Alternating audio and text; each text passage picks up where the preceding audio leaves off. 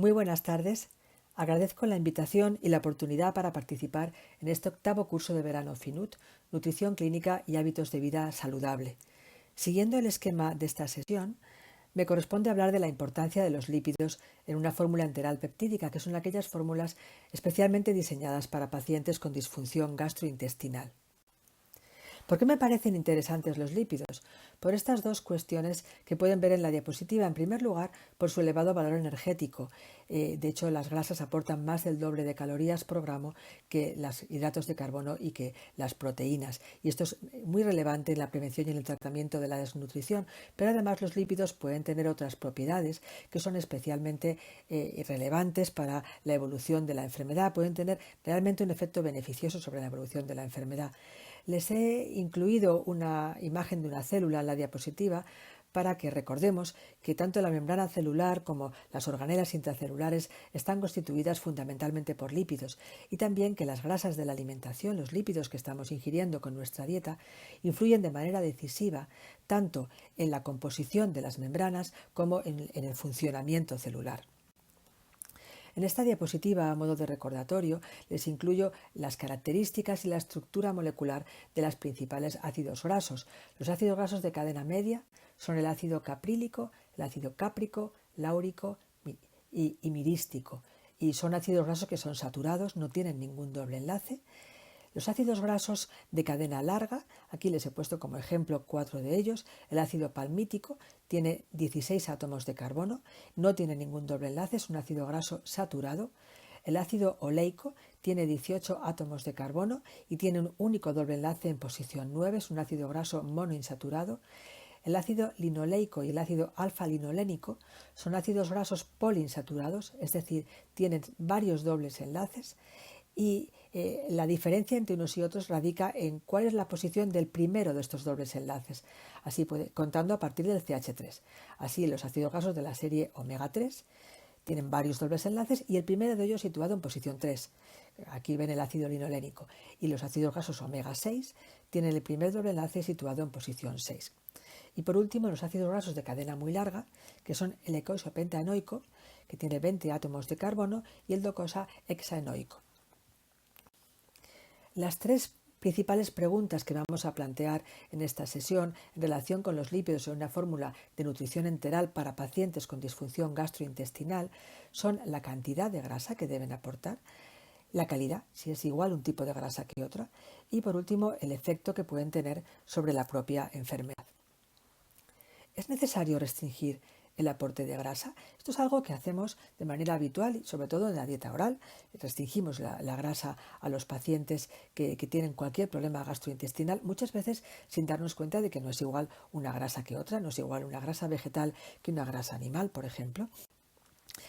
Y tampoco tenemos a veces en cuenta la adaptación intestinal, que es un fenómeno muy complejo, es un proceso fisiológico y fisiopatológico complejo que incluye cambios estructurales y cambios funcionales. Los cambios estructurales más importantes son la hiperplasia, la dilatación intestinal y la elongación realmente del intestino, pero al mismo tiempo hay cambios funcionales, hay aumento de los transportadores, se favorece la diferenciación celular de las criptas, hay un enlentecimiento del tránsito, de manera que aumenta el tiempo de contacto entre los nutrientes y la mucosa digestiva, y esto aumenta la absorción de los fluidos y los nutrientes. Hay muchos factores que influyen en la adaptación intestinal. Quizá algunos de los más importantes son los factores anatómicos.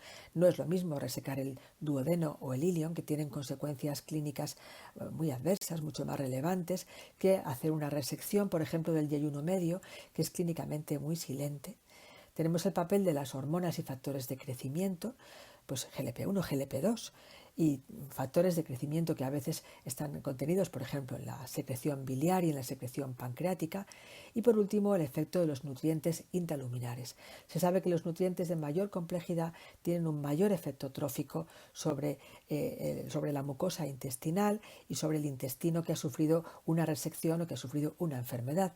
Y en el caso de la grasa, también se sabe que la restricción de la grasa, y eso se ha visto especialmente en animales, dificulta la adaptación intestinal. Aquí en esta imagen tienen un estudio realizado en animales de experimentación y pueden ver que la altura de las vellosidades es está más conservada en los pacientes que tienen una dieta que está rica en grasas en comparación con los alimentos los animales que reciben una dieta pobre en grasa. Los ácidos grasos esenciales tienen un papel muy relevante, lo mismo que los ácidos grasos de cadena corta, que además son nutrientes esenciales de las células intestinales. Los triglicéridos de cadena media también son muy relevantes. En esta tabla les incluyo las características más importantes. Ya hemos comentado que son ácidos grasos saturados, que tienen entre 6 y 12 o 14 átomos de carbono, que no aportan ácidos grasos esenciales, que su valor energético es un poco menor que los ácidos grasos de cadena larga, de 8,3 kilocalorías por gramo, pero la hidrólisis se puede producir por la lipasa salival, la lipasa gástrica o la lipasa pancreática, a diferencia de lo que ocurre con los triglicéridos de cadena larga, que se hidrolizan fundamentalmente por la lipasa pancreática. Por otro lado, la absorción no requiere de sales biliares o de lipasa pancreática, se absorbe directamente a la circulación portal. Y en el caso de los triglicéridos de cadena larga, la digestión requiere sales biliares, lipasa pancreática y colipasa y se transportan como linfa, como parte de los kilomicrones, y luego se vierten en la circulación general a través del conducto torácico. Por último, los ácidos grasos de cadena media sufren una oxidación más rápida y no precisan de carnitina para entrar dentro de la mitocondria, y sin embargo los ácidos grasos de cadena larga requieren de carnitina para iniciar el primer paso al interior de la mitocondria y sufrir la oxidación, la beta-oxidación.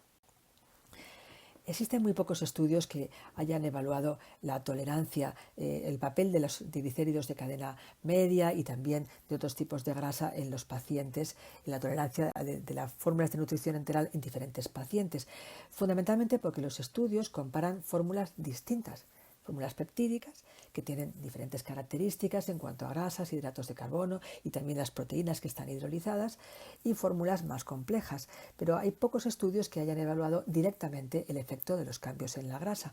Aquí pueden ver este estudio realizado en pacientes críticos que utilizaron fórmulas que eran equivalentes, que se diferenciaban fundamentalmente en el tipo de grasa, y aquí se vio que una fórmula que estaba enriquecida con triglicéridos de cadena media tenía una mejor tolerancia y una mejor eficacia al tratamiento nutricional en este grupo de pacientes. Ya saben que los pacientes críticos son pacientes en los que la tolerancia digestiva a la nutrición enteral está gravemente comprometida.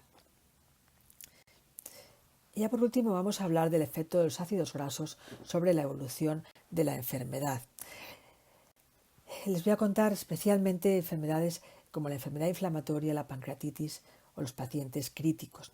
Los mediadores lipídicos derivados de los ácidos grasos omega 3 y omega 6 pues son muy relevantes en la enfermedad inflamatoria intestinal. Aquí en la parte izquierda de la diapositiva pueden ver las vías metabólicas en las que se influyen o que metabolizan los derivados de los ácidos grasos de la serie omega 6 y omega 3.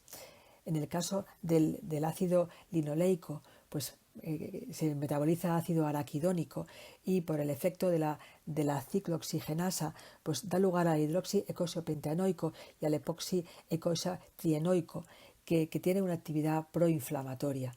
También la ciclooxigenasa da lugar a prostaglandinas y prostaciclinas también con actividad proinflamatoria, y la lipoxigenasa da lugar a leucotrienos y lipotoxinas que también tienen una actividad proinflamatoria. Las lipoxinas tienen una actividad proresolvina, o sea que ayudan a resolver la inflamación, pero globalmente el efecto de los mediadores lipídicos derivados de la serie omega 3 tiene un efecto proinflamatorio. Sin embargo, pueden ver en esta otra parte de esa parte de la diapositiva los derivados de la serie omega 3, como el ácido linolénico, pues nos da lugar a ácido ecoisopentanoico y docosahexaenoico, que utilizando las mismas vías metabólicas da lugar a moléculas con actividad biológica muy diferente. Nos dan moléculas como las resolvinas de la serie E o de la serie D, las marexinas, las protectinas y moléculas que tienen una actividad que ayudan a resolver la inflamación en estos pacientes. En la parte derecha de la diapositiva pueden ver una imagen de la mucosa intestinal y bueno, pues es una imagen compleja donde están representadas tanto los ácidos grasos poliinsaturados y también pues, diferentes células que intervienen en los procesos inflamatorios.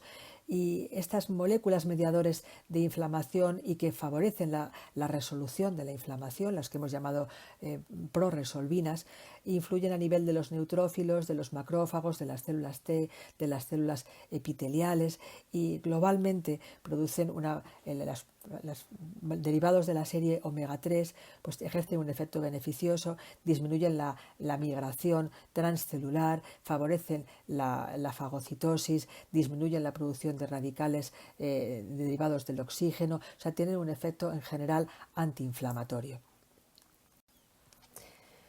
En el caso de la pancreatitis aguda, pues hemos pasado de pensar que había que hacer un reposo digestivo para que intentar estimular el páncreas lo menos posible, a pensar que la pancreatitis aguda es una enfermedad multisistémica que efectivamente se inicia con un daño en el páncreas, con activación de los zimógenos y un daño celular a nivel del páncreas, con una producción de especies reactivas del oxígeno, pero al mismo tiempo se desencadena una respuesta inmune y una respuesta inflamatoria, como les digo, con esta activación de sistemas de oxidación y reducción.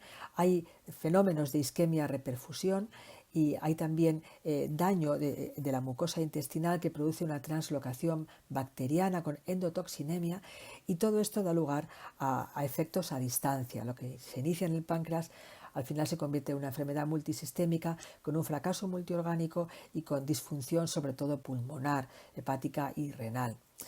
Los ácidos grasos omega 3 pueden ayudar a que esta cascada de inflamación se module de una manera beneficiosa. Se sabe que disminuye la producción de citoquinas y que inhibe la producción de factores como el NF-κB, disminuye también la disfunción sistémica mediada por macrófagos, y hay estudios experimentales en pancreatitis aguda que han observado que los ácidos grasos omega 3 pueden disminuir la respuesta inflamatoria local y también pulmonar, que son capaces de aumentar las citoquinas antiinflamatorias, prevenir infecciones pulmonares y asociarse a una menor gravedad de la pancreatitis. Los resultados humanos pues sí que han sido evidentes, especialmente en lo que se refiere a las complicaciones infecciosas y también en la mortalidad. Aquí pueden ver en este metaanálisis que el papel de los ácidos grasos omega 3 en la pancreatitis aguda, pues se observa, como les digo, una disminución en la mortalidad y también en las complicaciones infecciosas. En el caso de los pacientes críticos, pues aquí en general se recomienda evitar los ácidos grasos omega 6 porque tienen un efecto más proinflamatorio, especialmente son un tipo de ácidos grasos, los ácidos grasos omega 6, que se han utilizado mucho hace años en nutrición parenteral y que pueden ejercer un efecto perjudicial para estos pacientes. En el caso de los ácidos grasos omega 3, los resultados son todavía controvertidos y no existe una clara recomendación especialmente sobre cuál es la dosis más adecuada, pero especialmente en los pacientes que tienen distrés respiratorio del adulto, especialmente los pacientes que tienen una patología pulmonar grave del paciente crítico, se ha visto que los ácidos grasos omega 3 pueden disminuir la mortalidad, disminuir la estancia media y disminuir la necesidad y los días de ventilación mecánica. Estos son los mensajes principales con los que querría finalizar mi presentación: que la composición de una fórmula de nutrición enteral para pacientes con disfunción gastrointestinal no debe incluir necesariamente una restricción del aporte de grasas y de manera indiscriminada, sino que es bastante más importante el tipo de grasa que la cantidad total.